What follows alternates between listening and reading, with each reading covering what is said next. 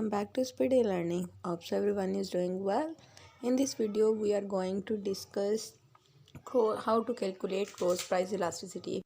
So guys, if we have already discussed what is cross price elasticity. If you didn't watch that video, I will put that link into the description box so you can check it out after this video. So let's get started. So अब हम लोग numerically solve करके देखते हैं कि cross price elasticity को हम कैसे फाइंड आउट कर सकते हैं. So here is the formula. Cross price equal to change in Q X divided by Q X whole divided by change in P Y divided by P Y. तो हम लोग सबसे पहले हमें पी वाई चाहिए. तो पी वाई यहाँ पे हमारे पास, तो लेट्स ये अकॉर्डिंग टू दिस टेबल हम लोग कह देते हैं जो पी वाई है हमारे पास, वो हमारे पास पी वाई जो हमारे पास है वो है 100. ये हमारे पास 100 है ना, यानी ये हमारे पास कमोडिटी एक्स है और ये हमारे पास कमोडिटी वाई है. तो कमोडिटी वाई की जो प्राइस है हमारे पास है वो हमारे पास क्या है 100. ठीक है, अब हम चेंज इन वाई निकाल देते हैं. तो चेंज इन वाई हमें फाइंड आउट करना पड़ेगा. तो चेंज इन वाई हमारे पास आएगा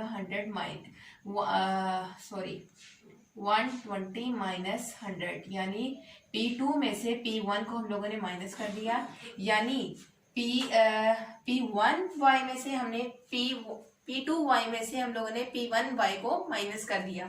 तो ये जो हमारे पास है ये हमने चेंज फाइंड आउट करने के लिए वैल्यू हम लोगों ने प्राइस यहाँ पे मेंशन की है. ये P1Y की वैल्यू है और ये हमारे पास P2Y की वैल्यू है. ठीक है, तो यानी प्राइस 1 ये है, प्राइस 2 ये है, किसकी, कमोडिटी वाई की यानी पेन की. तो यहाँ पे मैंने चेंज फाइंड आउट कर लिया. तो चेंज मेरे पास आएगा 20. तो इसी तरह ही अगर हम लोग फाइंड आउट करें क्यू एक्स, तो क्यू एक्स हमारे पास होगा 20. क्यू एक्स हमारे पास होगा 20. Then change in Q X हमारे पास क्या होगा, चेंज इन क्यू एक्स. तो चेंज इन क्यू एक्स हमारे पास क्या होगा 15 माइनस 20, यानी क्वांटिटी डिमांडेड में जो चेंज आएगा ना, क्वांटिटी डिमांड में तो पहले क्या किया जा रहा था, क्वांटिटी जो 20 थी हमारे पास, और देन जब प्राइस ऑफ वाई इंक्रीज हो गई 100 टू 120 पे, तो जो इनपुट की डिमांड्स हैं वो हमारे पास क्या हो गई, डिक्रीज कर दी गई, यानी फॉल हो गई. तो हम लोग 15 माइनस 20 कर देते हैं. तो हमारे पास जो वैल्यू आएगी वो क्या आएगी, हमारे पास आएगी -5. सो यहाँ पे अगेन मैं टेबल को डिस्कस कर लूँ कि हमारे पास दो कमोडिटीज थी. एक हमारे पास इंक थी और सेकंड कमोडिटी हमने ली थी पेन, जो कि यहाँ से हमें साफ पता चल रहा है ये कौन सी कमोडिटी है, ज्वाइंट डिमांडेड गुड्स हैं हमारे पास. तो हम लोगों ने इनकी प्राइसेस ले ली थी. ऑन द अदर हैंड हम लोगों ने इनकी डिमांड को भी डिस्कस किया है कि जब हमारे पास इंक की प्राइस 20 है तो इंक पॉट्स की डिमांड कितनी है 20. तो जब हमारे पास पी वाई की जो यानी पेन की जो प्राइस है वो इंक्रीज कर जाती है. पहले पेन की प्राइस क्या थी 100 और फिर पेन की प्राइस इंक्रीज कर गई है 100 टू 120, यानी 20 रुपीज पर पेन की प्राइस इंक्रीज कर गई है. तो पेन की प्राइस इंक्रीज होने की वजह से जो इंक की डिमांड है वो फॉल कर गई है 20 इंक से 15 इंक पोर्ट्स पे.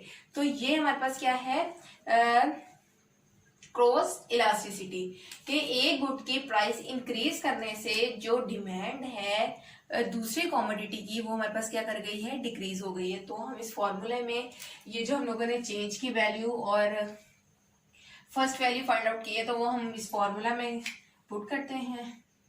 सो चेंज इन क्यू एक्स हमारे पास है -5, क्यू हमारे पास है 20, then divided by change in P हमारे पास है 20 एंड पी वाई हमारे पास क्या है 100.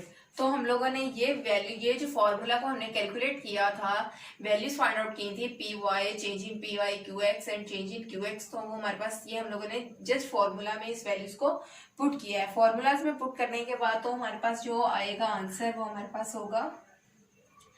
तो पहले हम इसको सॉल्व कर लेते हैं. तो हमारे पास आ जाएगा 5/20 multiply by 100 divided by 20. So ये कैलकुलेशन के बाद जो हमारे पास cross price elasticity of demand का आएगा वो हमारे पास आंसर आएगा cross price elasticity equal to -1.25. यानी जो हम लोगों ने क्रॉस प्राइस इलास्टिसिटी किस केस में फाइंड आउट की है, ज्वाइंट डिमांडेड गुड के केस में। जो हमारे पास इलास्टिसिटी आई है वो आई है -1.25। तो हम लोगों ने अभी जब मैंने लास्ट डिस्कस किया है सब्स्टिट्यूट और कम्प्लीमेंट्स को डिफरेंशिएट किया, उधर मैंने कहा था जो सब्स्टिट्यूट गुड्स होंगे उसकी कॉस्ट इलास्टिसिटी हमारे पास पॉजिटिव होगी, और जो हमारे पास कम्प्लीमेंट्स होंगे उनकी प्राइस इलास्टिसिटी क्रॉस इलास्टिसिटी हमारे पास क्या होगी, नेगेटिव होगी।